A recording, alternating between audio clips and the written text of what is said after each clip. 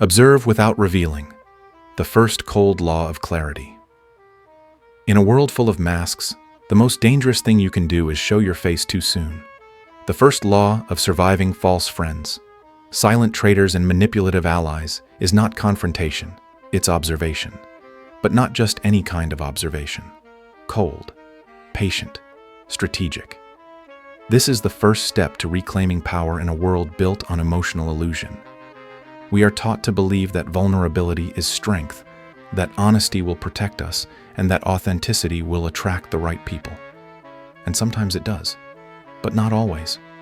Because when you're surrounded by people who wear masks so well they've forgotten their own faces, your truth becomes ammunition. Your emotions become blueprints. Your honesty becomes a manual used not to understand you, but to control you. The false do not want your truth. They want your weakness. They don't ask you to speak so they can hear your soul. They want to dissect your words, decode your fears, and find the crack in your armor. That's how manipulation works. It doesn't need to overpower you. It just needs to understand you better than you understand yourself. And every time you explain, justify, or emotionally react, you hand them another piece of the map. That's why the first cold law is this: observe without revealing. Watch their actions, study their patterns. Pay attention to how people respond to silence, not just to words. Someone who becomes uncomfortable when you're calm is likely projecting their own agenda. Someone who insists you explain yourself repeatedly is not seeking understanding, they're preparing leverage. There's power in restraint. Power in letting them speak while you remain still. Machiavelli understood this. Centuries ago, the one who speaks least learns the most, and the one who listens without reacting gains control of the entire emotional terrain. But this law is hard to follow because it goes against everything your heart has been conditioned to believe. You want to be seen. You want to be known. You want to believe that transparency builds trust. And in a world of sincere people, it might. But you're not always in that world. Sometimes you're surrounded by hunters wearing friendly faces.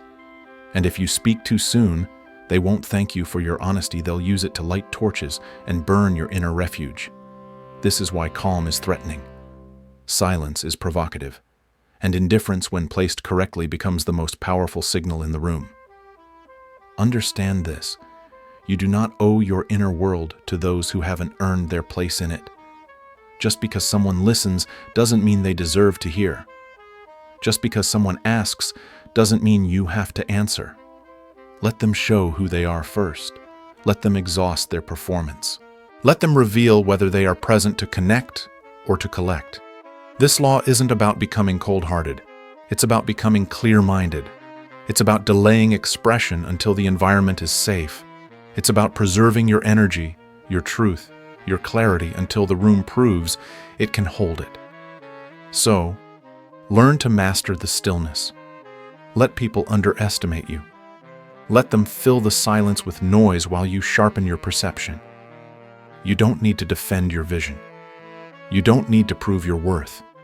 Your calm will expose more than your arguments ever could. Because in the end, what you don't say becomes your shield. And the one who can stay silent while observing everything will always be 3 steps ahead. Loyalty is a currency, not a gift. You think loyalty is built on kindness, that if you give love, listen deeply, and show up when it matters most, people will stand by you in return. You believe that loyalty is born out of sincerity, time, and shared history, but what you don't yet see is that in the world we live in, loyalty is rarely unconditional. It is not a gift, it is a transaction. And the currency, your usefulness. This truth may hurt, but it's one you must swallow if you want to stop bleeding for people who would not even flinch if you disappeared tomorrow. Machiavelli never hated the idea of loyalty. He just didn't trust it blindly. He observed the cold pattern of human behavior. Most people are only as loyal as the benefits they receive from you. They'll praise your heart while it comforts them. They'll stand close while your presence uplifts them. But the moment your light no longer serves their shadow, they begin to drift. quietly, without explanation. They don't leave with war, they leave with silence. And you're left standing there confused, replaying everything you gave, wondering where you went wrong. But here's the truth. You didn't do anything wrong. You simply believed that others loved the way you love, deeply, steadily, without agenda. And that is the mistake. Because the kind of loyalty you offer out of principle, not profit, is rare. And expecting it in return, without testing it first, is how you give your heart to opportunists. Machiavelli would tell you, don't condemn people for being transactional. Accept it. See it clearly. Use it to your advantage. Not with cynicism, but with discernment. You do not measure loyalty when you're useful. You measure it when you're quiet, when you have nothing to offer, when you say no. Watch who stays. Watch who respects your boundaries. Watch who doesn't need your flame to feel warm. That is where real loyalty is revealed, not in abundance, but in absence. And most importantly, stop making space in your life for people who only clap when you're shining, because the applause fades when the spotlight dims, and the ones who truly care will sit with you in the dark. If someone disappears the moment you stop feeding their ego, their image, or their needs, that's not betrayal. That's clarity. You do not need to hate them. You do not need to chase explanations. You need only to adjust, remove access, tighten your circle. Learn the difference between companionship and convenience.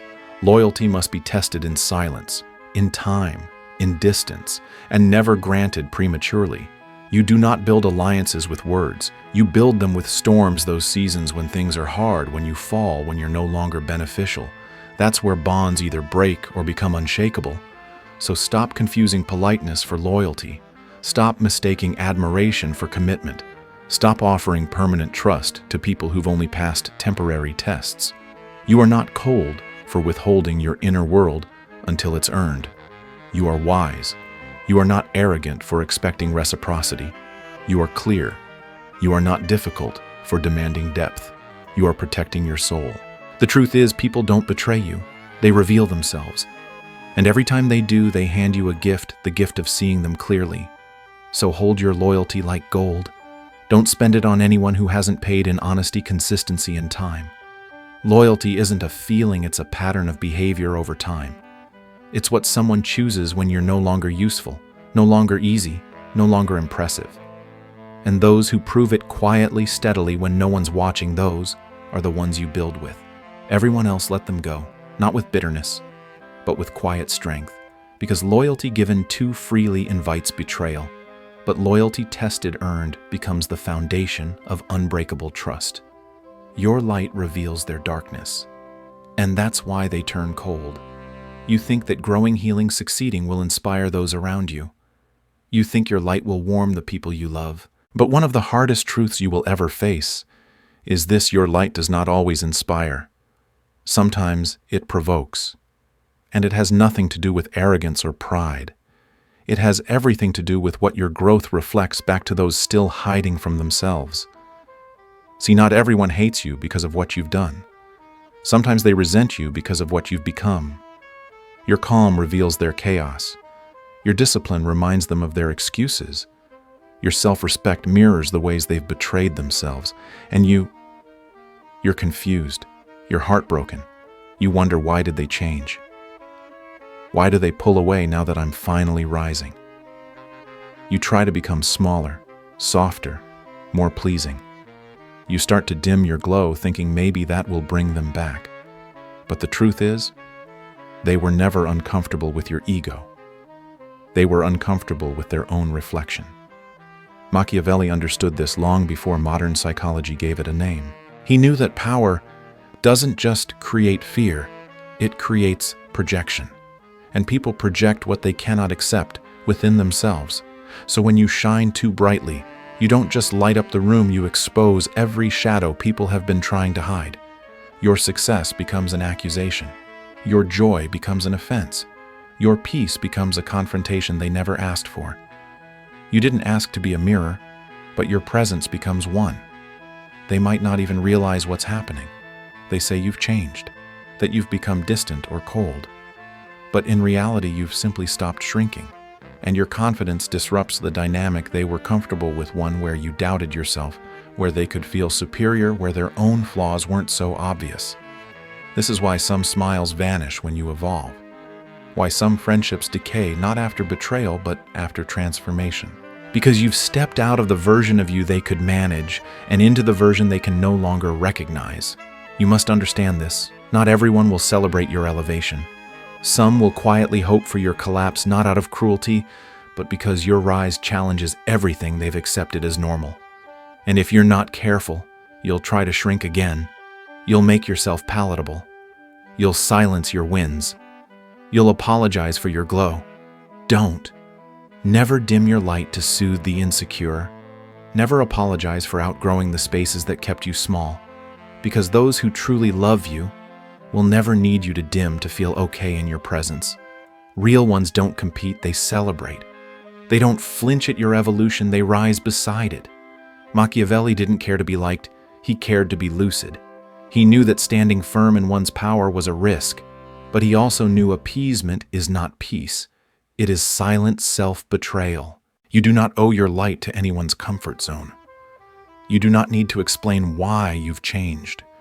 You do not need to bend for those who never intended to grow.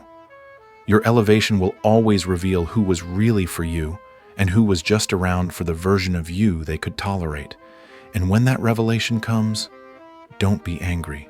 Be grateful, because every person who pulls away when you rise is a truth revealed, a weight lifted, a mask removed. So stop mourning those who can't meet you where you're going. Stop chasing people who were never meant to walk beside your highest self. You are not too much. You are simply no longer less. Let them be uncomfortable. Let them gossip. Let them go. Because your light is not the problem. It's the proof that you've healed. And those who fear it are simply still hiding from their own. They don't always betray you. They betray what you represent. We take betrayal personally. We obsess over it. We lie awake asking ourselves, what did I do wrong? Why did they turn against me? Was I not kind enough, patient enough, loyal enough? But what if the betrayal wasn't really about you? What if you were simply the symbol, not the target? This is a brutal truth. People don't always betray your heart. They betray their own reflection when they see it in your presence. And what you awaken in them, without even meaning to, triggers discomfort. They don't know how to process. So they push you away, not because of something you did, but because of what you represent. Machiavelli understood this dynamic better than most. He knew that in a world driven by ego and insecurity, people aren't loyal to truth, they're loyal to comfort. And the moment your presence disrupts that comfort, they look for a reason to discard you.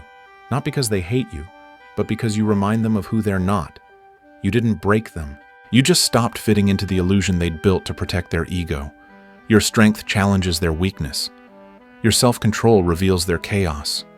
Your clarity exposes the blur they've learned to live in. And instead of facing themselves, they choose the easier path: rejection, distance, betrayal. It's not personal, but it hurts like hell, because you didn't show up to provoke them. You showed up with sincerity. You loved them. You believed in them. You thought your presence would be uplifting. But in truth, your growth became a mirror, and mirrors are dangerous to those still hiding in denial. This is the paradox of elevation. The higher you rise in peace, power, or purpose, the more you trigger those who have abandoned their own path. You don't need to be loud to intimidate. You don't need to criticize to challenge. Sometimes just your calm is enough to make someone uncomfortable. Sometimes just your refusal to gossip, complain, or conform makes people see themselves more clearly than they want to. And in that clarity, a decision is made not by you, but by them. They either grow with you, or they find a way to reject you. That's why you must stop internalizing their distance. Stop interpreting their betrayal as your fault. It wasn't always you they turned on. It was the version of themselves they couldn't maintain around you. Machiavelli never took betrayal as an offense. He took it as information. He understood that betrayal is rarely about a moment, it's about identity. You became a threat to the emotional structure they had worked so hard to protect. You became uncomfortable truth in human form, and so they left, or lied, or betrayed, not out of cruelty, but out of fear. And if you're honest, you've done it too. We've all had moments where someone's honesty, success, or peace made us feel small. And in that moment, we wanted them gone, not because they were wrong, but because they were right. The difference is, you chose to face that discomfort and grow from it. They didn't. And that's where the road splits. So how do you deal with it? You don't chase. You don't beg for clarity. You don't try to fix what was never truly broken. You observe, you accept, you withdraw, not with bitterness, but with wisdom. Because in the end, the people who betray what you represent were never rejecting you. They were rejecting the part of themselves that your presence made impossible to ignore. Let them go. Not because you're angry, but because you're done carrying symbols for people too afraid to carry their own truth. Let them misunderstand you. Let them find comfort in their version of the story, but never shrink yourself again just to fit into someone else's shadow. Because your job was never to make them feel safe in their illusions. Your job is to keep evolving, and those who cannot stand next to that light were never meant to walk in it with you. Silence is your strongest ally, the discipline that exposes the false. When betrayal stings and injustice strikes, your instinct will scream. Speak, defend, explain, prove your innocence. Your whole being wants to cry out, to fight back, to show the world that you were right and they were wrong. But here's the hard truth. The more you react, the more you give them exactly what they want. Because those who betray you don't seek justice, they seek your disorientation. They want your voice to tremble. They want to see you break, unravel, plead. They want to pull you out of your center and into their chaos. And that's exactly why silence is your greatest weapon. Machiavelli knew it centuries ago. The one who holds their tongue while others flail in noise is the one who holds control. He wasn't advocating cowardice, he was teaching strategy. Because in a world where everyone screams to be heard, the person who can remain still speaks the loudest. Silence is not passive. It is not weakness. It is observation. It is restraint. It is a deliberate refusal to give your energy to chaos. You must understand this. Silence isn't empty. It's full of clarity. When you stop defending yourself, something powerful happens. You start seeing people as they are, not as they say. You begin to hear the tone beneath the words, the intentions behind the smiles, the betrayals hidden in plain sight. Because when you're quiet, you're not just silent, you're present. You stop performing. You stop trying to be understood by those committed to misunderstanding you. And suddenly, they reveal themselves. The ones who panic at your silence, they were never aligned with your peace. They were addicted to your reaction. The ones who need you to speak, to explain, to respond right now. They don't want closure. They want control. Silence disrupts their plan. It forces them to sit with themselves, to confront the mirror they were trying to escape by provoking you. And yes, it's uncomfortable to say nothing when your name is twisted, when your truth is denied, when your loyalty is turned into accusation. But comfort is not your goal. Clarity is. Machiavelli would tell you, never fight battles on terrain chosen by your enemy. When they slander you, do not enter the arena they've built to destroy you. Withdraw. Observe. Let time unmask them, because falsehood, when left alone, eventually collapses under the weight of its own fabrication.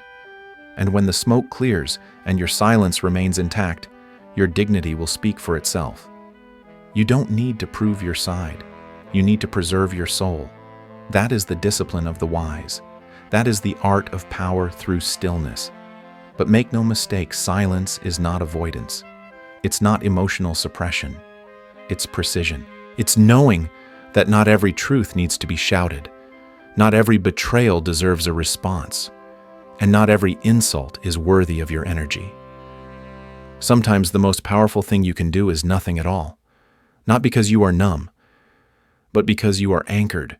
You are rooted in something deeper than approval, louder than argument, and stronger than their noise. And when the time comes to speak, because sometimes it will, you'll speak, not from desperation, but from grounded power. And your words will cut through the air like truth always does, sharp, brief, undeniable. So the next time your spirit rises begging to react, pause, breathe, Let the silence fall heavy. Let them scramble in confusion. Let them drown in their own noise. Let them reveal what they came for while you remain immovable. Because silence isn't the absence of words. It's the presence of power. And when you master that, no one can drag you into their chaos again. Don't give power to the unstable. Protect your inner kingdom. You've been taught to give, to share your heart openly, to believe in people, especially the ones who seem broken, unstable, or lost. And you've paid the price for it. Not because your kindness was wrong, but because your timing was. You gave power to someone who hadn't earned it. You handed influence to someone who hadn't mastered themselves. And now you carry the scars of what they did with that access. One of the most painful lessons you will ever learn is this: not everyone can handle what you offer. And when you give too much too soon to someone emotionally erratic, you don't empower them, you arm them. Machiavelli understood this clearly. He wasn't cold for the sake of being cold. He was strategic. He observed the difference between potential and readiness. Just because someone appears loyal in good times doesn't mean they're loyal when it matters. Just because they seem loving when you give them attention doesn't mean they'll protect your name when you're not around. And just because they admire your strength doesn't mean they won't resent it the moment they feel overshadowed. So here's the truth. Do not confuse instability for sincerity. A person's emotions may be genuine, but that doesn't make them safe. People can love you and still harm you. They can admire you and still betray you. Why? Because they haven't built the capacity to hold what you give. You see, emotional immaturity doesn't announce itself loudly. It disguises itself in flattery and desperation in clinging affection. And you, driven by compassion, open the gates. You let them in. You share your secrets. You trust too quickly. You give them tools that a steady person would use to support you, but that an unstable person will use to wound you. Machiavelli would call this a miscalculation, not a moral failing, because loyalty is not a feeling. It is a behavior under pressure, and pressure is the only place where true character reveals itself. So learn this law and live by it. Don't give power, whether emotional, relational, or practical, to those who have not proven their stability. Test people in silence. Watch them when they don't get what they want. Watch them when you say no. Watch them when you're not useful. Because how someone handles your boundaries says more than how they handle your kindness. If they shift, lash out, withdraw, or guilt, you believe them. Because instability doesn't always show up as chaos. Sometimes it shows up as charm, as admiration, as urgency to be close.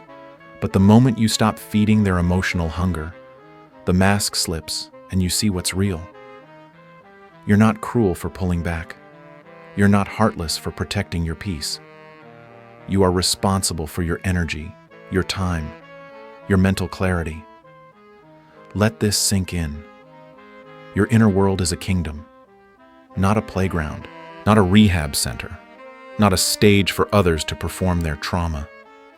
You're allowed to be generous with your spirit, but never naive with your access. The cost of giving influence to the wrong person is heavy. It drains you. It breaks trust. It clouds your judgment. And sometimes it takes years to repair what one unstable presence destroyed in weeks.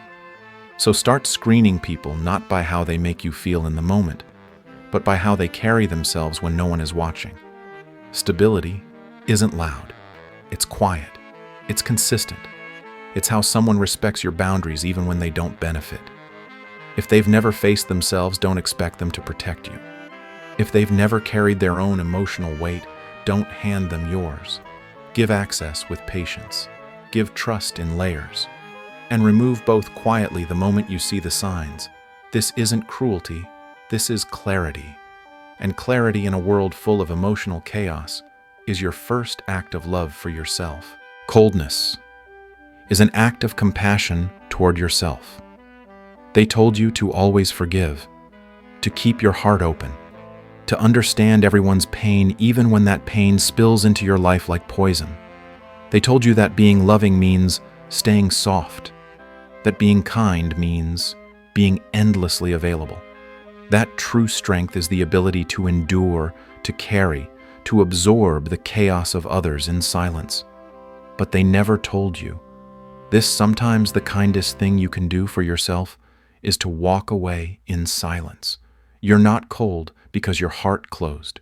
You're not heartless because you stopped explaining. You're not cruel because you finally drew a line. You're awake. Machiavelli understood what many never will, that in a world built on performance and self-interest, boundaries are not signs of emotional distance. They are signs of inner clarity. And sometimes coldness is not the absence of love, it's the presence of self-respect. You've spent years overextending yourself, giving second chances, third chances, making excuses for those who wouldn't do the same for you, trying to heal others at the expense of your own peace. And it's left you tired, not just physically, but spiritually. Because no matter how pure your intentions, when you keep giving to those who only take you begin to rot inside. You don't just lose energy, you lose parts of yourself. That's when the shift happens. Not out of anger, but out of exhaustion. Not out of bitterness, but out of survival. You stop returning texts that drain you. You stop arguing with people who twist your words. You stop explaining your worth to those who pretend not to see it. And people call you cold. But here's what they don't understand. Coldness, when born from clarity, is compassion turned inward. It's what happens when you finally decide that your soul is not a public property, that your emotional energy is not an endless resource, that you are allowed to protect your light without feeling guilty for leaving others in their own darkness. This isn't about shutting down. It's about shutting out the noise that keeps pulling you away from yourself. Because you've realized something powerful: you don't need to suffer to prove your love. You don't need to endure disrespect to be considered loyal. You don't need to bleed emotionally so others can feel comfortable. You are not their healer. You are not their savior. You are a human being who deserves the same grace you've been giving away to everyone else. Machiavelli didn't teach cruelty, he taught discernment. He taught that those who wish to remain whole must learn to be feared, not for their anger, but for their silence, for their quiet exit, for the moment they stop offering their softness where it is not cherished. So if you've become colder this year, don't apologize. If your boundaries have sharpened, don't feel guilty. If your presence has become more selective, more rare, more firm, celebrate it. Because that coldness they feel, that's just your self-love finally activating. You are not here to be endlessly available to those who treat you like an emotional convenience. You are here to evolve. And evolution requires space. It requires silence. It requires cutting off the noise of unhealed people, demanding more from you than they ever give. So pull back, not with hate, but with intention. Detach not with bitterness, but with wisdom. Let them talk. Let them spin their stories. But protect your peace like it's sacred, because it is. You don't have to explain why you left, why you stopped replying, why you no longer show up. Your absence is the explanation. Your silence is the closure. And your coldness, far from being cruel, is the warmest act of love you've ever given to yourself. Protect your peace like it's sacred. In a world where appearances deceive and loyalty is often conditional, the most powerful act of self-respect is not loud confrontation. It's quiet discernment. Not everyone who smiles at you wants you to succeed. Not every hand extended is meant to lift you up. Sometimes it's there to gather information, to later use against you. The hard truth is this: many people don't betray you, they betray the image of strength, clarity, or confidence that your presence awakens in them. You become a reminder of what they've abandoned in themselves. And when that happens, don't take it personally. Observe it. Let it guide you. Your silence is not weakness, it is strategy. Your boundaries are not cruelty, they are clarity. Learn to pause before giving someone access to your energy, your emotions, your loyalty. Watch how they act when you say no. Listen closely to the tone beneath their praise. Trust not what they say, but what they do when there's nothing in it for them. Most importantly, stop apologizing for your growth. Stop shrinking to fit the comfort zone of others. Protect your peace like it's sacred because it is. The right people won't ask you to become smaller so they can feel bigger. They will rise with you. You don't need to explain your absence. You don't need to defend your silence. You owe no one access to your soul if they've never earned it through presence, consistency, and truth. This isn't about becoming cold, it's about becoming clear. And in that clarity, you'll find a life not just of survival, but of sovereignty.